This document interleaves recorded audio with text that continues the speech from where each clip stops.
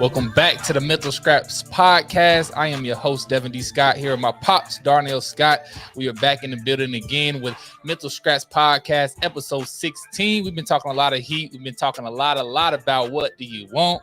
We're going to talk a little bit more about that today, as it's one of our favorite topics. But on today's session, episode 16, we're going to be talking about drifting versus non-drifting and how you can actually choose where you want to go and how the devil actually will capture you as a drifter. So we're interested on that one. We'll talk about investing in yourself, actually building your foundation first before you start putting everything else up. And then lastly, we'll talk about what the wealthy do with their money, because the wealthy, they don't spend their income, they spend their cash flow. So we'll talk about that at the end of the show. So make sure y'all stay to the end to hear about what you should be doing with your money so that you can be living like the wealthy as well. So episode 16, we back in the building. What's going on, Pops? How you feeling? I feel fantastic. It's early morning. It's a beautiful time. Yeah, let's get it going. Let's do it. Yeah, man. It's actually I like the morning time. Like, this is my prime hours of thinking. I get all my stuff done. And a lot of people don't understand that the morning time, your battery's on 100%. You know what I mean? Right. You're on 100. So a lot of the night owls, I got friends that are night owls. They're like, man, I just work better at night. I'm like, all right, bro, but like, your battery's not at 100%. Like, it's not. Exactly. I don't care what you're saying. Like, it's just not, because you've been up all day. And it's funny because I could start feeling, because my mind's and my brain's on all day, so I can start feeling my brain start to, like, it's not like it's turning off, but it's not at 100%. So I like this morning time. But anyway, we're gonna get right into it, Pops. But when we got on this, the reason why we're talking about drifting versus non-drifting. So my pops put me on a book called Outwitting the Devil by Napoleon Hill, and in this book, he's literally interviewing the devil, which is pretty cool. So you can get all the devil's tips and tricks of how he takes over our brain. But there's one thing that he does to take over 98% of the population, and he turns them into drifters. So you're either a drifter or you're a non-drifter. There's no in between. You either are or you're not, right? And when you are drifting, that's when he can conquer your thoughts. He can conquer your brain. He can take over your mind to where you're living in his world. So can you tell the people, Pops, what's the difference between a drifter and a non-drifter, and how the devil uses it? Well, I would say that a drifter, well, I'll say a non-drifter first. So a non-drifter is a person who they use accurate thinking. They know who they are. They know where they're going. They know what they want. They have a plan to execute. They have a plan, when any obstacles pop up or anything like that, then they have a plan to get themselves out of that. There's many ways around everything. There's always a way out of trouble. A lot of people don't believe that, but there's always a way out of trouble. There's no coming back from death. So those people who make those decisions that end up, at that level, there's no coming back from that. Now you got to talk to the Father, about everything. But a drifter is one who is not opposite of what I just described, but is a person who lacks knowledge of themselves. A person who doesn't, but they don't know that they can do anything in this world. They don't know that they can have a firm, a non-drifter has an anchor. They're anchored in the word. So, and the word is heavy, and it keeps you grounded. It keeps you wherever you take yourself, it keeps you. It's a small, narrow path. But a drifter is someone that they go, if the wind blows left, they go left. If the wind blows right, they go right. If a money opportunity over here, they take that opportunity, go run with it. So a drifter, I would say, is a person who lacks information about themselves, and they don't really heed the principles of God's word for their life, which I was guilty of that for many, many years. I did not know that a book such as that could be that powerful to me until I really, really took the advice of a mentor and went in and I read that book for myself. Now it's today, every day is my daily food. So I would say the difference between the two is one knows and one doesn't know, and if you think from the standpoint of a drifter, that means your bank account is probably in the hundreds. You know, if you probably don't believe in yourself, you probably hate your job, you probably, you know, yell at your kids, you know, if you have kids, you know, so it's just a negative, it's just a negative thing when you go and you don't like fix your mind on something that you really want for yourself. So it's a lot more to it than that, but yeah, let's start with that. Yeah, that's good. And it was so eye opening to me reading the book, right? Mm-hmm. And just seeing the perspective of how the devil takes over the mind. Like, what does he do? Like, what does he have us thinking? And again, he turns us into drifters, like you talked about. And it's so crazy that literally the whole entire, again, I have, so let me back up. Let me get some context. I got friends, and I do believe in the school system. I do believe that, there are very good things going on, but there are also big problems in the school system because they teach us how to drift. And that's Mm-hmm. what the entire school system does, because they teach us how to become workers so that we can do one thing, and they put us in on that path, but they teach us what to think, but they don't teach us how to think. And the Exactly. problem is, once you leave school, you don't know how to think. You don't know how to use Mm-hmm. your own mind. You don't know how to create your own thought. So the Mm-hmm. fact that you're not creating your own thought, you are naturally a drifter, because you're drifting in whatever school says, whatever your teachers say, your parents, whatever your counselors are saying. You're just going with the flow. And that's what a drifter is, versus sitting back and looking at the big picture and saying, hold on, this is my life. This is what I want. This is where Mm-hmm. I'm going. This is my decision. This is my definite aim of where I'm aiming. This is where my target is. Mm-hmm. And that's how you become an actual non-drifter, which now you can live your life that you're called to live and what you want to live.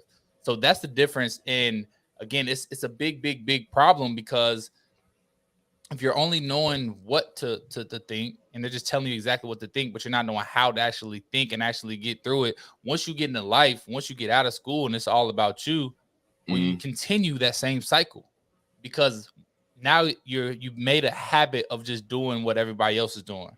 You're just doing what you're seeing on the internet. And Mm-hmm. I'm it hit me pretty hard with before I read the book The One Thing. And that's why the book The One Thing by Gary Keller was so impactful to me, because it helped me realize that you have to have a focus. You have to have one thing that you can focus on, and then everything else will be easier, that you don't even have to worry about. But before that, for me, I'm like, well, hey, first off, I know there's a better way than just going to work and just working my life away. I know there has to be a better way, right? So that's where I stopped drifting and I started becoming a non-drifter, saying like, no, like I'm gonna take this in my own hands and figure it out. Yeah. And then from there, I'm going down the real estate path. I'm like, cool. Well, I think flipping would be cool. And then I'm like, wholesale would be cool. And then I'm like, this would be cool. And then I'm like, that would be cool. And I want to buy a mobile home park. And then I'm like, oh, that's doing a lot. Let's go to digital real estate. Now, let's go to stocks first. Let's sell stocks. Let's do this. Let's do that. And then it's like, well, all that's frustrating. Let's go get in digital real estate. Let's become more of a marketer and make money online. Now I'm in here, and that's like this. So it's like so many different things come into our life. But if we don't know what it is that we actually want and where we're actually going and what the end goal is, that's what makes you a drifter, because you're just drifting along the path with actually not having that anchor and actually having the flag that you're going to get to. Powerful. Definitely. Yeah. Yeah. I love it. Love it. Man, it hit me so hard. That's why I always talk about The One Thing. Always. That's still one of my favorite books out of all of them. Just Mm-hmm. because, like, the goal. So if the goal, and I always use the same analogy, if the goal is to chop down one tree, are you gonna chop at 10 trees? Or are you gonna chop on one tree? It's like, what are you gonna do? Like, if you have that goal, but what if you don't have a goal? And it's just like, I'm just a wood chopper. So yeah, you just chop on every single tree in the forest, and you never chop one down your whole life. And Exactly. that's cool, but you're a drifter. You're Mm-hmm. drifting. You haven't made the decision to become a non-drifter, to say, I'm taking control of my life and this is what I want. So that's why I'm going to chop down this one tree, because I want to chop this one tree down, because this tree has my dreams, my freedom, my fulfillment all inside. So this is the one tree that I'm going to chop on. And so much power in that. Man, I love it. So, like, just to piggyback off of that. So you have the acorn, which is, that's too big. You know what I mean? So you have the acorn, but everything inside of that acorn is who you are. And everything, I heard somebody say this, but everything must go down before it comes up. Everything has to go down first before it come up. So you throw the acorn in the dirt. If you don't do it, God take care of the work. But if we decide to plant something in our beautiful mind, then we put something in our mind, and like that seed, like that acorn becomes a whole 100-foot oak tree. We can hold the acorn in our hand, but we cannot hold the tree. We cannot pull the tree up. It's too strong. It's too rooted. So once something roots into your mind, it don't matter what it is. Once something roots into your mind, then you are like literally, you are stuck with that until you uproot that, unlearn, relearn, and then reapply, information or whatever it is. But the one thing, though, nothing is more true than this. You have to know what you want to do with your time on earth. You cannot, like, people you can't manage time. It's impossible to manage time. People call it time management, but you're not managing time. You're managing your schedule. You can't tell time to pause for a minute, pause. You cannot do that. You can't manage time. So I would hope that people will take that out of their vocabulary, because it's impossible to stop time.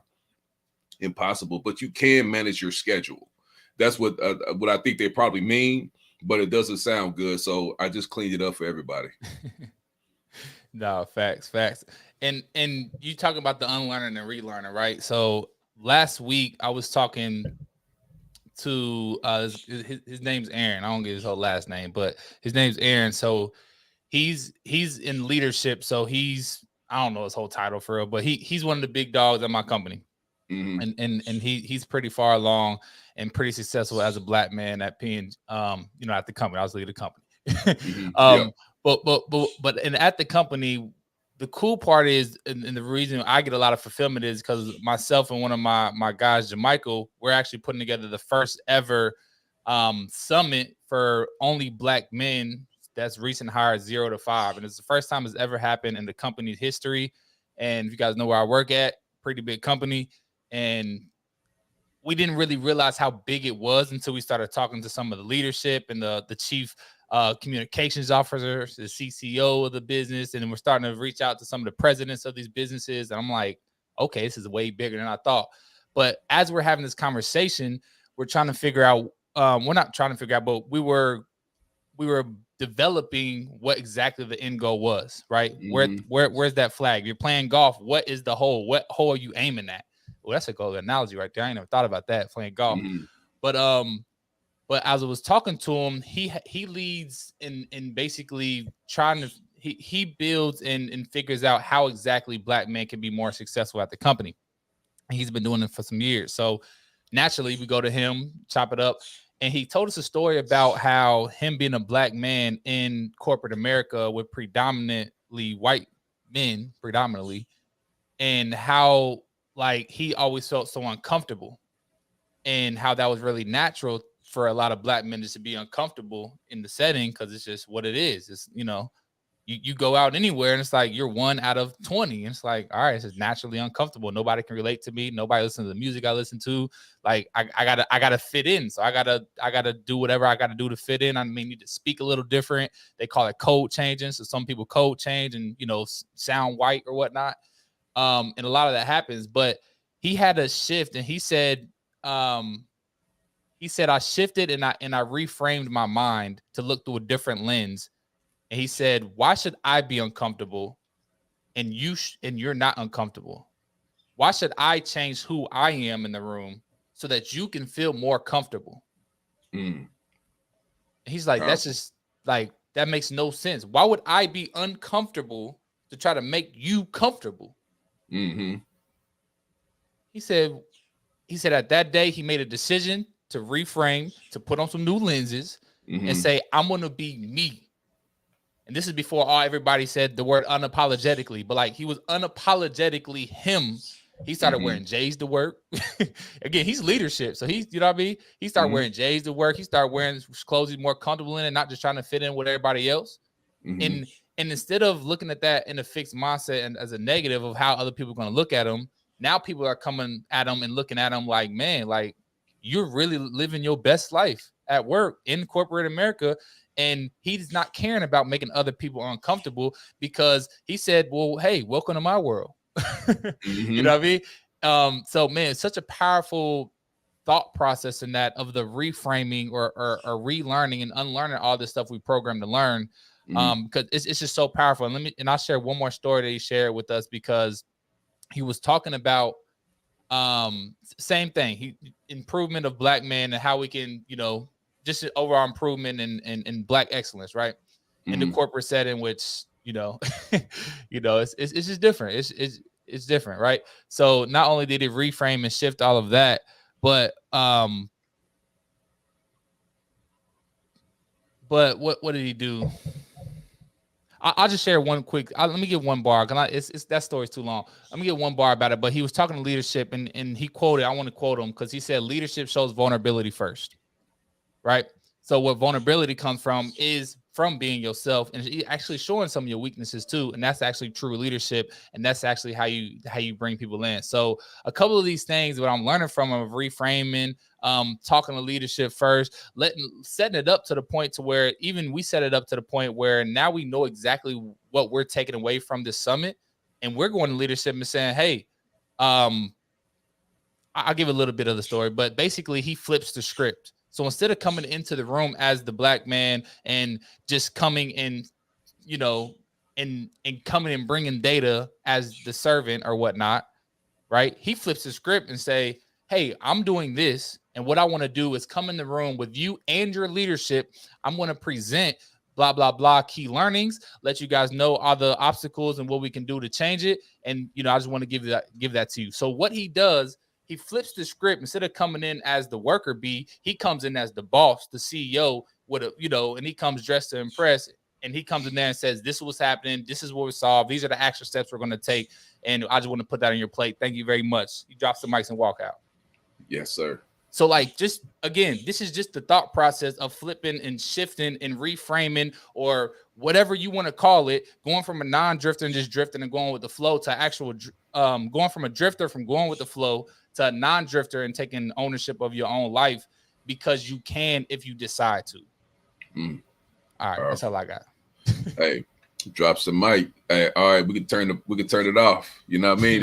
That's powerful. That's powerful. I love it. The thing is, man, it really boils down to what words are you going to allow your body to operate through? Are you going to allow yourself to operate from a fear basis? Are you going to think about what you have now and fear losing that one thing, or those things you have now? Would you not sacrifice the things you have now for a life that you dream of? It's like, would you not? If the trade was secure with a contract, that if you would give up the life you have now so that you can have the life you want, and it was secured by a contract, which means you're going to get what the contract says. Any judge that has eyes to see can read the contract, and it states that you will have this life surely if you would give this life up. And most people, I would say a high number of people would give their life that they have now up so that they can have the courage to live the life that they really, really desire to live. Because most people say they want to go to the beach, but they never go. Most people say they want to go see they want to go do things. Most people say they want more money in their account. Most people say they want to be a boss, or they want to. Everybody can't be a boss. I mean, I'll just get that out there. Everybody can't be a boss, but everybody can own their own business. But somebody might be your boss inside of your business. Number one, the customer is going to be your boss.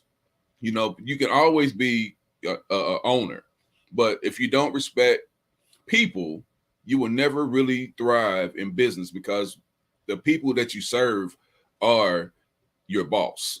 So you have to be clear on that. We're here to serve people at our highest level, to give them the highest level of life that we can offer to people, to help them shortcut from where they are now to where they desire to be, especially if we're already there. So we took the short bus, the long route. Ahead, we got flat tires along the way. We done all kind of crazy things to get to this point where now I could say, confidently, that I believe that I am photography, not better than anybody else on the earth, not better than any other photographer, not knocking anybody's level of talent, but I am my own version of Darnell photography.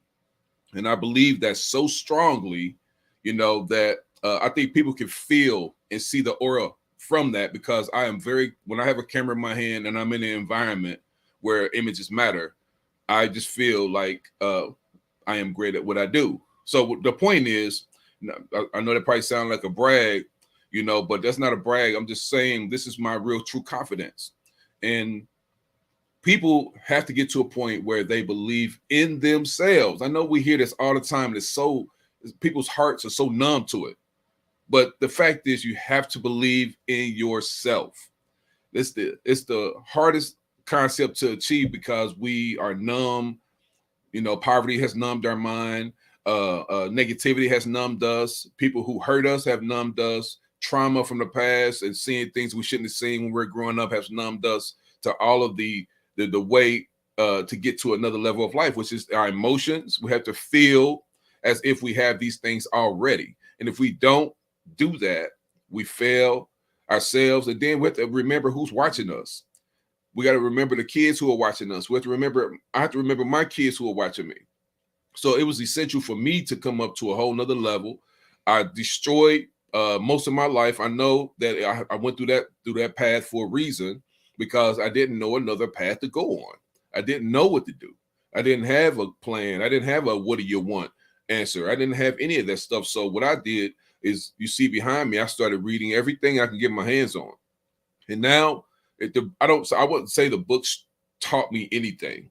I would just say God used that junk that I put inside of my head as a substance so that he could shape me, allow me to shape me in this world the way I see myself now. He gave me the ability to shape how I see things, So the key here is, if you're gonna drift, then you're gonna drift. If like my son said earlier, either a drifter or a non-drifter. It's no other thing. Either you are going to do it, or you're not going to do it. Either you are going to improve, or you are not going to improve. If you're not improving, the statement is that you're decaying, you're drying up. If you are improving, that means you are able to move through the world through your own vision, with your own confidence, and you're able to do whatever you want to do with your time on this earth. And it's so important to understand that. It's so important. Mm-hmm. Super important. And that's understanding, and it's understanding what you actually want, and understanding that this is happening. So I know what it is. It's awareness. That's what it is. Absolutely. It's all awareness, because you have to be aware of where you're at right now, and where it is that you're going. Exactly. Mm-hmm. You have to be aware. So one of the things that I heard, Grant Cardone, if y'all don't know Grant Cardone, he's a billionaire real estate mogul. And he's living a life that a lot of people want to live. I'll just say it like that. And he talked about the one thing that he would have done differently on his path. And by the way, he's a $1 billion real estate. Like, I'm pretty sure he's worth like 1.4, maybe something like that. I don't know. He's billion with a B, as in boy. And the one thing that he said he would have done differently, he would invest in himself earlier. And even more specifically than that, because he did invest in himself. He said, hey, I'm betting on me. I'm doing this real estate thing. This is it. But specifically investing in his brand equity of who he is. So people can understand who is Grant Cardone. What is he doing here? Why is he doing this particular thing? Right. And understanding, who he is, and to build his own brand. And he said that he would have ran ads 25 years earlier. So everybody knows here what an ad is. And if you don't know, you do know. You don't know it's called an ad, maybe. But all the ads pop up, or the sponsored, you probably say sponsored on Instagram. They pop up, and they give you a hook story offer. I guess we're gonna go there with it. They hook you in with something. They make you feel like, oh shoot, what is that? They make you curious. Like, what is that? Now you leaning in, like, what's going on here? They tell you a story to get you emotionally evolved. Now you emotionally like in, like, man, I feel this dude. I feel this girl talking that talk. Then they give you an offer. They say, click the link. Go get my book. Book a call. Like, they give you an offer. They offer you something. And the whole point of investing in yourself first, again, I'm specifically talking about Grant Cardone. He said he was specifically of ran ads, is because more people would have known who he was. He would, and that is the foundation of who you're becoming. Because that's why I wear the I am. That's why my pops got the I am photography, because that's our identity. That's how we identify ourselves. That's why I got, when I go live, I got this back here that says coach, because I am a coach. Because like we talked about before, coaches get a ring too. And guess what? I want a ring. And I ain't got no shame in saying that. I want a ring too. Ain't no wrong with, why not? Exactly. I got a lot of them and I want more. I want more rings. But the principle of investing in yourself first, again, that's the foundation of who you are. How do you identify yourself? And then you're putting that out there to the world. So that way more people can see you, more people can understand what it is you're doing. Now you're attracting more like-minded individuals toward you.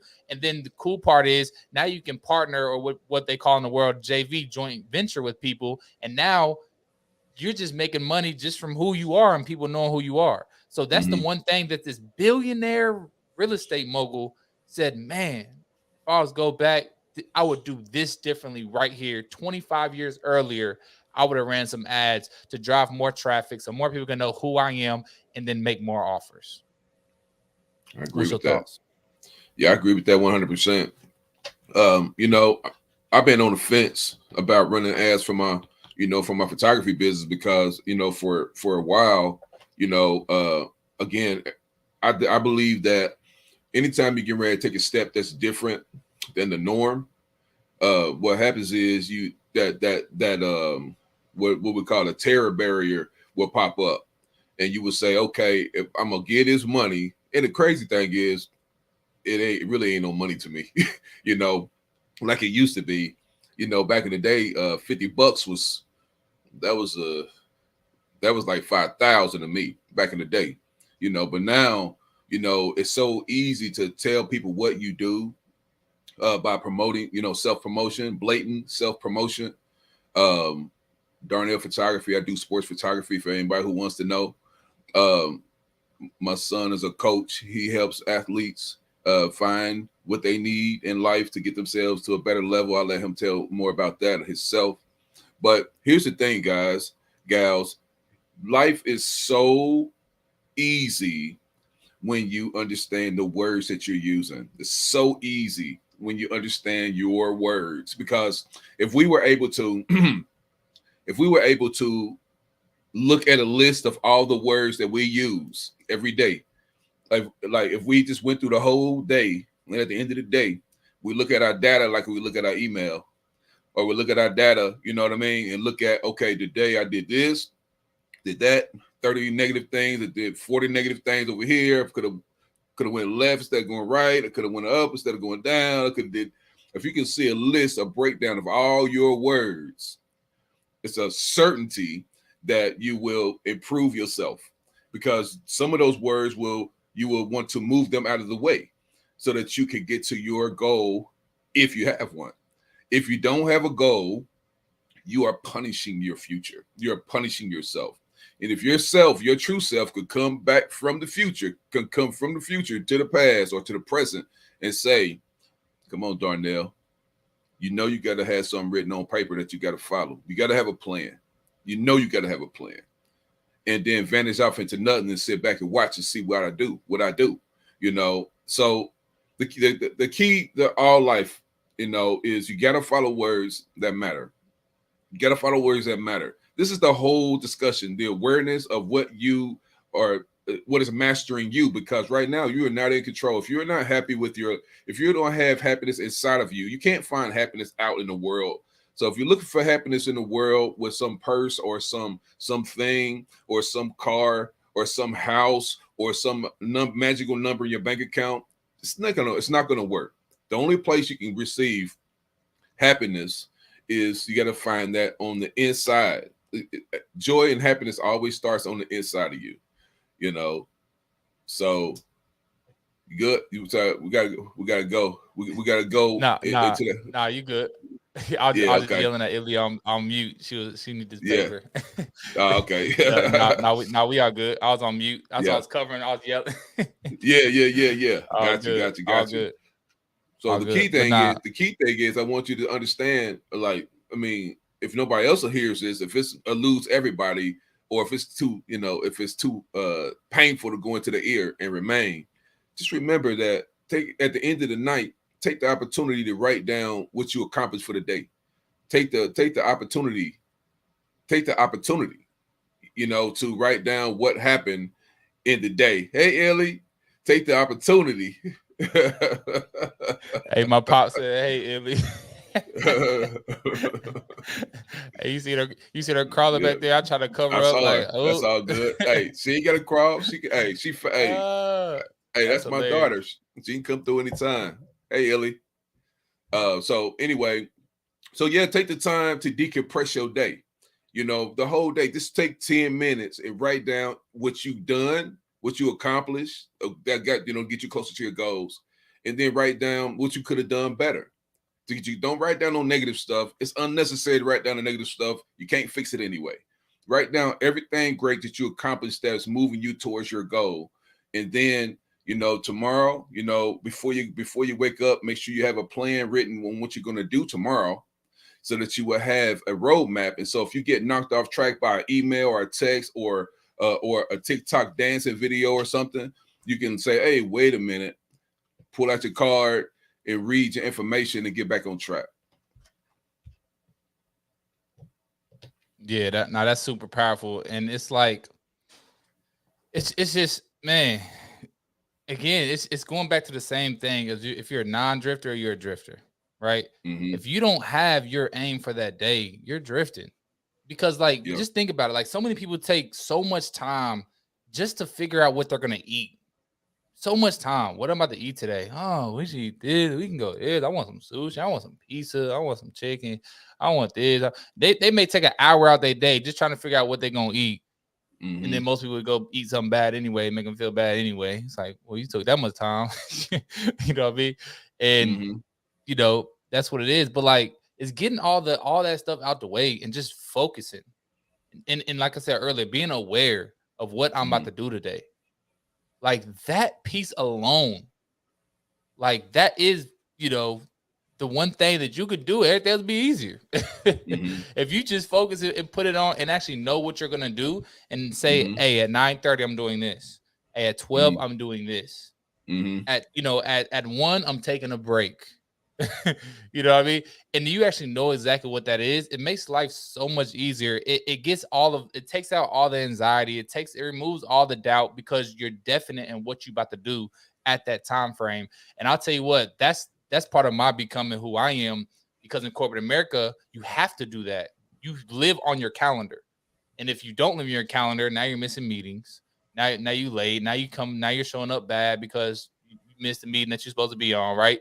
So you have to live in your calendar, and you have to time block. At this time, I'm doing this. And I talked about this on one of my daily gratitudes, morning gratitude sessions, talking about habit stacking. It's like, when I do blank, I blank. So it's like, when I wake up, I brush my teeth. When I brush my teeth, or after I brush my teeth, I meditate. After I meditate, I write. After I write, I read. After I read, I write. And that's the habit stacking of basically what we're talking about right now. So you can block your time out, so you can know exactly what you got to do next. And now it's not a game. Now it's not, you're not confused anymore. You know what to do, because you already have a plan down. And you have it blocked off. And I say put it on your calendar. My pop say put it on a notebook and put it in your pocket. Whatever works for you works, but make sure you're working it. You know what I mean? Make sure you are doing it, because if you're not, man, you're gonna stay right where you at. But I want to transition a little bit in the balance of our time, pops, because this is actually the one topic I want to talk about. I just didn't remember what I was putting it down, but I want to talk about the importance of getting in the room. Mm-hmm. And the reason I want to talk about this is I was talking to some, I talked to a lot of former athletes about their transition after sports. And as we were talking about it, I just like, I don't know, it just came out of nowhere. And I just realized like what the problem really was. Mm-hmm. And it's kind of like when you're reading a book. So when you read a book, a lot of people will highlight and bold things. Mm-hmm. Well, if you came from lack, you came from, a poverty environment, a lot of the times, a lack of knowledge, a lot of, lack of money, lack of all that, right? A Yep. lot of times you don't know what to highlight or what to bold. Mm-hmm. So the way that my analogy I used was they're talking this good talk, but they're talking it and it's just in passing. We're just in passing. We're just walking by in the hallway and we hear a little glimpse of it. And it's like, we don't know is this good or bad. We have no idea because we've never been there. Right. Mm-hmm. But the difference that I really made in my life that really elevated me to the next level was releasing the seed and saying, you know what, I'm going to pay some money. The seed that's now in the dirt that I'm watering, I'm releasing the seed to get in the room around some other people that are living the life that I want to live. Mm-hmm. And once I did that, now know what to underline. I know what to bold. I know what to highlight. And I see the difference in the mindsets. I see how they're thinking. I see how they're thinking versus how I grew up thinking. And I'm like, oh man, I thought I had a positive mindset. I thought I was positive. I thought I blah blah blah because I only know what I know based on the environment I've been in. Mm-hmm. If I've never been in that high energy environment, the high income environment, I mean, we're talking multi-millionaires in there around these people that are around like that do this every single day. But once you get in the room, you understand and you can see that, oh, this person did that. This person did that too. Oh, this person does that too. Oh, this person over here does that too. And all five of those people are super successful and exactly where I want to be in my life as well. Mm-hmm. But they all did this one thing. So wouldn't you think that that's something to bold, something to highlight, and something for you to do and put on your calendar as well to do? Because everybody else is doing it and they're all successful in that one thing. And Mm-hmm. that's how you can start kind of seeing like, well, what's the difference between people that are successful and not successful? Because the thing is, it's not goals. I'm gonna tell you this: it's not goals. It's not goals alone. Goals are important. It's not goals alone because one person can have the same exact goal as the other person, and only one person makes it and actually makes it become a reality. Mm-hmm. Just because you have a goal doesn't mean nothing. That's the biggest piece they left out of The Secret. If you guys know what I'm talking about, The Secret, they talk about, you just think it, you manifest it, and it happens. The biggest piece they left out was things like getting in the room, well, actually taking the actions and not just learning the information, not just manifesting on information, but actually applying that information. But you don't know what to apply until you actually get in the room to know, hey, this is the right thing to be applying. Mm-hmm. This is the right thing. This is the wrong thing. I need to start doing this. I need to stop doing these things because I see nobody that's living the life I want to live is doing these things right here. So I need to stop thinking like that. I need to put the drinks in the smoke down. I need to put all that down. I need to, right, because they're not doing these things either. So if I want to live like them, I'm not. I need to do what they're doing. Mm-hmm. And just the fact about getting in the room, you go from just hearing the stuff in passing to actually sitting and being in the room. You're not even passing anymore. Now you're a part of it, to now to the point where you can now partner with these other people that are making these things, that have these Mm-hmm. offers. Now you're partnering. Literally just yesterday I talked to, she teaches people how to code and get a job, right? So Mm-hmm. literally, I offered my service because she's having people fall out of her program. And I'm like, dang, why people falling out? It's like, well, they get that information and then they take it, they apply the information, they go get a job for 40, 50,000. They're like, whatever, like I'm good. And they stop paying. Right. And she don't have them paying all up front, by the way. But Mm-hmm. we solved that too. We said, no, you need all the money up front so they can be bought in. Mm-hmm. But the cool part is, because I have my aim, because I know who I am, because I know what it is I can offer to the world, guess what I did? I made an offer. I said, hey, Mm-hmm. I would love to add my program on the back end of yours. Mm-hmm. And then once they get the information about how to code and they learn all that, now I can take them and teach them how to actually apply this to get the right job that they really want. And the most highest paying job they've ever had, but also a job, and not a job, but a career that is very fulfilling to where every single day they wake up, they're feeling good. Right. And she's like, oh my goodness, this was the entire piece I'm missing in my program. Like, this is like, you just solved everything because boom, boom, boom. And like, now it's solved. And now she's so much more confident in her offer. And by the way, she just added an additional $10,000 to $20,000 in value to her offer. Just by including mine as well. And by the way, I don't have to go find and get the traffic and get the clients, and because she's going to do that. And basically part of her offer, every single person her offer, they're going to also be part of my program too, which now I'm making money based off of the work she's doing. Right. So it's a win-win situation, all because I got in the room. I'm now gonna make an additional $2,500 for every person that she gets into her program, and I have nothing to do with it. All I have to do is keep on doing the same exact thing that I'm doing, and give that one extra person the link. That's right. So if she gets an additional 2 people per month, that's an additional $5,000 per month that I am doing on autopilot. Because I was in the room. And I'm not sharing this with anybody to brag or to say that this or that. Like, no, this just happened yesterday. And this is just, I just want to share of how important it is to get in the room, to be a part of something that people are doing something to move forward towards the same type of goal. So there's so much power in that. But we don't understand that based off of how we grew up. Where me and my pops grew up, on the Far East side, I got it all right there. I still represent. Still rep. You're not getting this type of knowledge. You don't know what's good or bad because, unfortunately, it's a good day if you stayed alive that day. If you didn't get arrested that day. If you didn't go, like, that's a good day. And that's really bad. And that's really, we don't got to go down that path, but that's really shallow.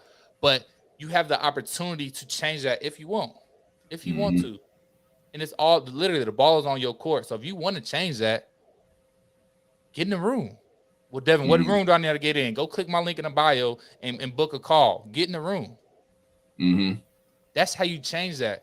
So, well, Devin, what's going on in your room? Well, I'm in the room with millionaires all the time. Because that's what I want. And it's okay. I know what I want. If you want that, well, guess what you should do? You should go get in a room that whatever it is that you want. If you want to be a photographer, you better hit my pops up. You know how to help people turn what is it? Turn your perfect pictures into profits. That's right. So whatever it is that you want, you have to declare that, make the decision, go get into the room. And I know I've been going on this getting in the room tangent for a minute, but it's that important and it's that crucial to your success and what you want to be. Absolutely. And another thing with getting in the room is, there's always a price, to get in. Well, not always. Let me clear that up. But, to get into a room where you exchange, the most important thing to you right now is probably the money you got in your pocket or in your bank account.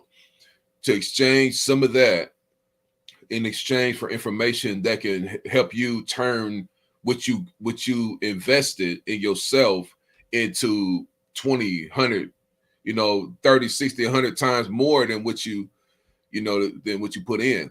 So, you have to stop being afraid to pay the price. You must pay the price for success. You go to college, you got to pay the price. If you go to the restaurant, you got to pay the price. If you go to the dentist, you got to pay the price. You buy some gas, you will pay the price of gas. So if you want to go somewhere, like, I'm gonna be blessed to go visit my son next week, right? And the blessing part is that I can, instead of driving for 12 hours in a car or in a truck or whatever, I said, nah, I'm gonna cut that. I'm gonna dramatically kill all that time. I'm gonna use that time to improve me. I'm not gonna spend 24 hours of my life driving. when I could spend 5 hours, flying across the friendly skies because, I made some decisions in my life. I've invested in myself to the point now where I have knowledge and principles and I work them, I do them. And now I'm able to do things like that. When back in the day, I couldn't do any of that stuff because I didn't have any knowledge and principles that I was working. What I was doing was working a traditional level. So getting in the room is very, very, very important. Talking to people you cannot solve a problem on the level that it was created on. So if you're trying to solve a problem that you're in right now with current knowledge that you're in, the knowledge that you have right now is why there's a problem that exists now.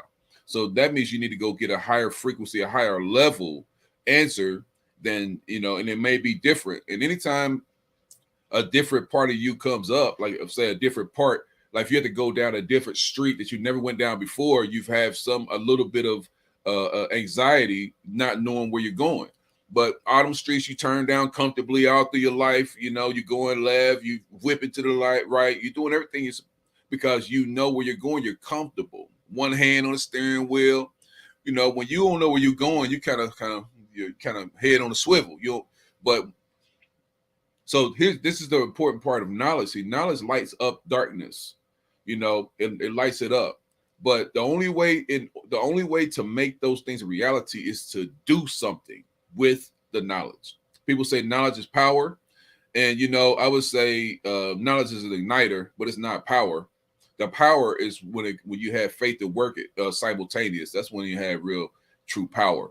When you have the knowledge, and then you have the faith and the work and the determination to bring forth the words, to manifest, to flesh out the word that you say you desire. So you might as well get yourself together. By the way, time is running out.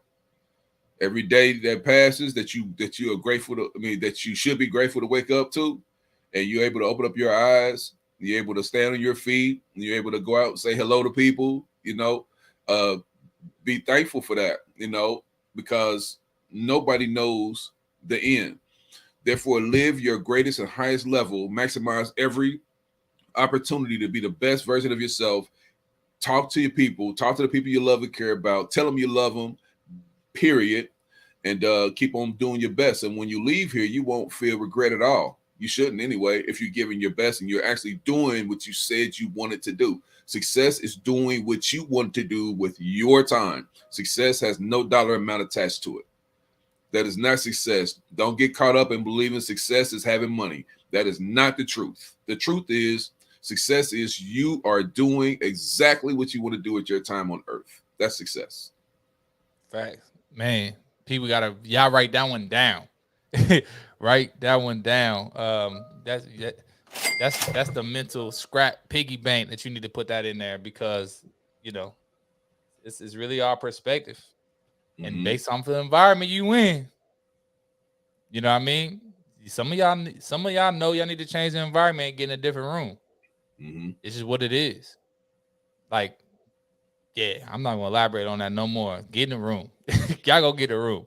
Last thing, and then we gotta run because we'll hit on it quick and maybe we can come back to it a little bit. What we talked about at the beginning of the show, what the wealthy people do with their money, right?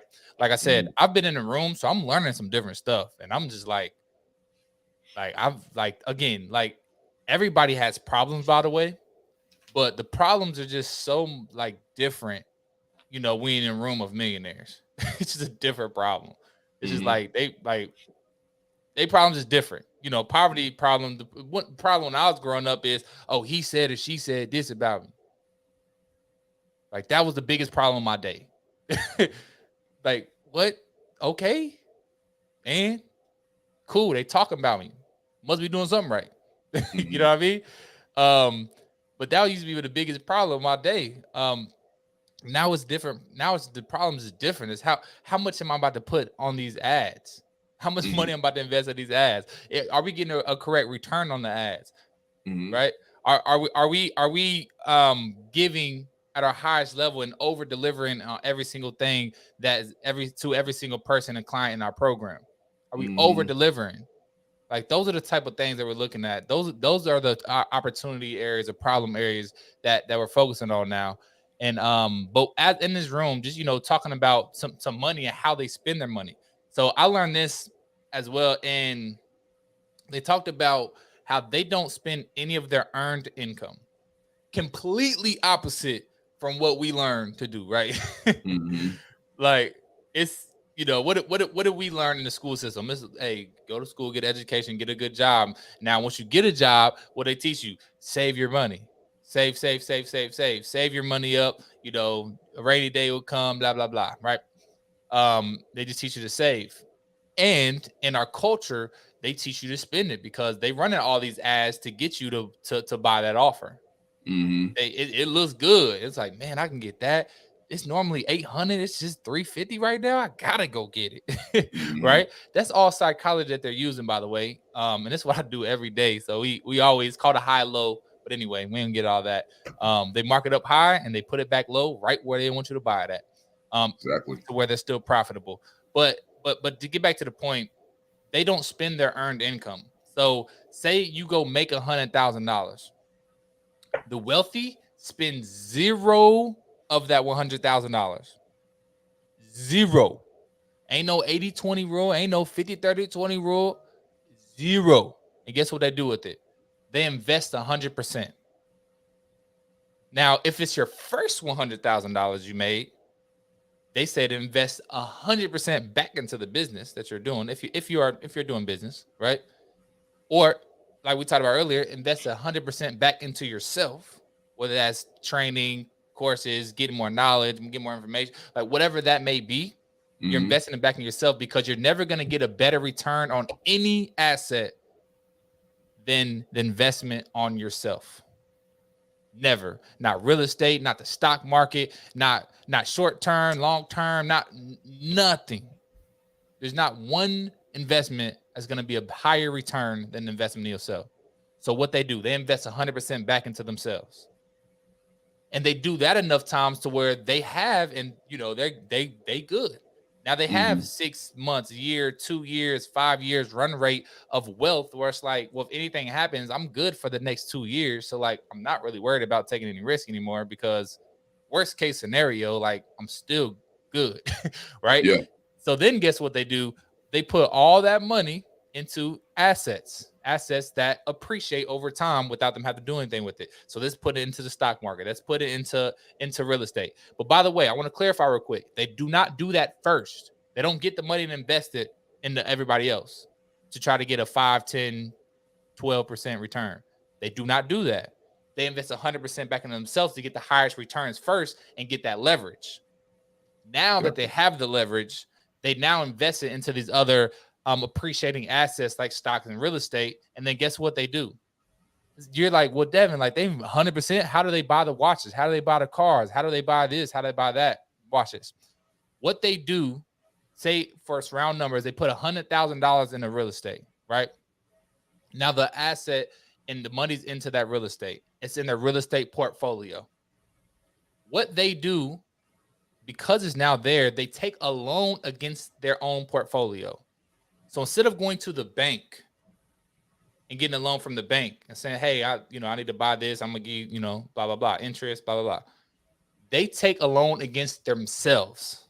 They become the bank. They take a loan against themselves, and specifically in real estate, you can take 70 to 80% loan to value from your portfolio. So if my portfolio is at 100, it's worth $100,000, I can take up to 80% of that out, tax free. I take out $80,000. I go buy the brand new car, blah blah blah, whatever it is. Cool. I got the car, and the cool part is very little interest that they don't even know. The asset is still appreciating, and they have cash flow that's pouring right back into that asset. It's paying all of it back. So they spent the money, but it's appreciating, and the cash flow is paying it all back for them while they're sleeping. And that's how you stay wealthy. And that's why the rich stay rich. And that's why if you're not rich or you're not going that route, you just don't know the information. You haven't paid the dues to get inside the room. And I want to share that with y'all about why it's so important to get in the room so you can learn stuff like that. And your money can keep on multiplying while you're spending it at the same time. Hey, mic drop. Hey, that's a good way to close us out. That's a good way to close us out. I appreciate this time today. I appreciate you sharing that information with everybody. Today, man. Today, I just hope people would realize that you probably are one word. People say they talk about one funnel and all that type of stuff, but you are literally one word or one sentence away from having the best life for the rest of your life. Like MG would say, your best life right now is one sentence away. Period. You guys get it. Understand. Words matter. It's the only thing that matters, because the word that you use either leads you towards God or away from God. And if you're with God, you're going to be fruitful and multiply. If you are not with God, you're going to be fruitful and multiply worldly. And that stuff decays and it falls apart, So y'all be blessed today. Good talking to you, son. Yes, sir. Yes, sir, man. And if y'all don't know by now, man, this is episode 16, man. Y'all make sure y'all go like, subscribe, do what y'all do. All that good stuff. Share this out with somebody else, because we dropped some gems on here today that you're not gonna get unless you paying $20,000 plus to get in these rooms. I'm just letting you know. We giving it to you right here on the Mental Scraps podcast. So y'all make sure y'all subscribe, y'all like it, put the 5-star review, share it out to somebody else, and just share it with them and let them know, like, hey man, you better go tap in with the Mental Scraps podcast, because they dropping some stuff that I've never heard before, and I'm sure it is some stuff because I ain't never heard this until I got in the room either. That's right. So now definitely appreciate y'all. Love y'all. Thank y'all for listening this long. And we will be back again next week with Mental Scraps number 17. So until then, man, y'all enjoy your day. Write your story down. Decide to become a non-drifter and decide to take ownership over your own life, because it's your life and you can make the decision to do that. God gives us all the power, and the power is already inside of you. You just have to unleash it. So that's all we got for y'all today for Mental Scraps episode number 16 from myself and my pops. We signing out. Y'all gonna be great today. Peace.